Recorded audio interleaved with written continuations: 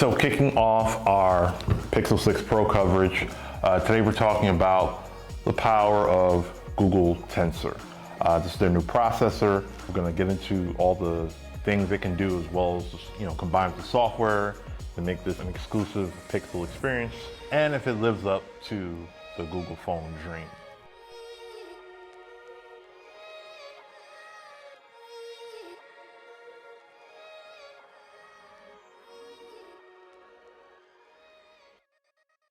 So in case you missed the keynote or didn't watch the whole thing, Google Tensor is their own in-house processor. So it has AI built in, machine learning, graphics, modem, all that in a single system on the chip. Google quotes it at being 80% faster with CPU performance and about 370% faster in GPU performance over the Pixel 5. That sounds crazy, but of course, Pixel 5 was using a mid-range 765 5G processor, not even top of the line. So it's kind of an unfair comparison because it's been a while since Google used the latest Snapdragon processor. So it's kind of taking the dream they originally had with the Pixel Buds, the very first Pixel Buds with the rope and all that, with the live translation, they actually do that on the power of the phone. So you'll be able to do certain things with it. So the demo make it seem like it can do a lot, and it can, but for certain languages, you only could do certain things. So my wife's family is Haitian. So while that language was there to download, it wasn't a whole lot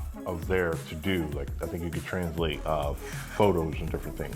While other languages, you could do messaging, photos, live caption, and messaging. So depending on which, where you're from and language at the current time of launch, there may be some limitations. And that will be able to, it kind of puts the power of Google Translate into select messaging apps like I think Snapchat, Instagram, WhatsApp, and I think they said Twitter for just for right now. Hopefully that'll come to other apps a lot sooner. So one of the cool things that I didn't see a lot of people talking about was the voice typing. So that is crazy fast now. You just tap the mic, and you can just say what you want. You can say send, you can say clear.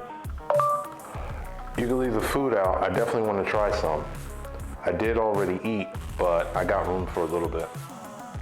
Send. But after you hit send, you may have to tap the mic again to send it again. Send another message, but that's not that big of a deal. Also, how did it turn out?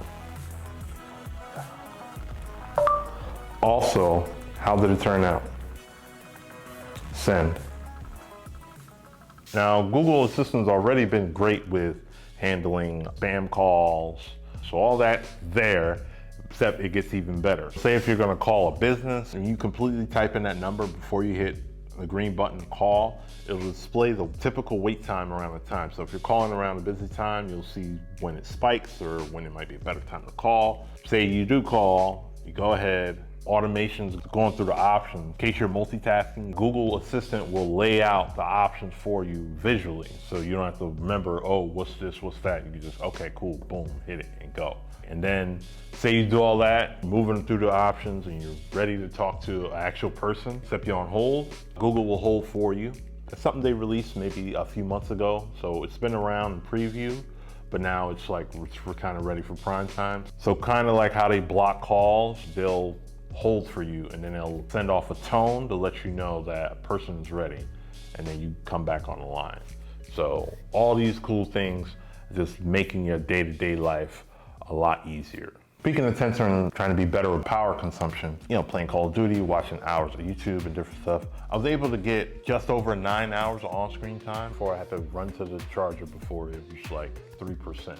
So with all that Google put in here first time out, it sounds like I'm shooting a bail. That's still pretty good. It's not iPhone 13 Pro Max or 12 Max or even 11 Pro Max battery life levels, but it's not that far off. If this is considered the worst case scenario, it used to be like the Pixel 4 where they can gradually improve it via software updates. Of course, there's always room for improvement, but this is Google's first real attempt at a premium high-end Pixel device. So with all that Google Tensor can do on this guy, I'm impressed.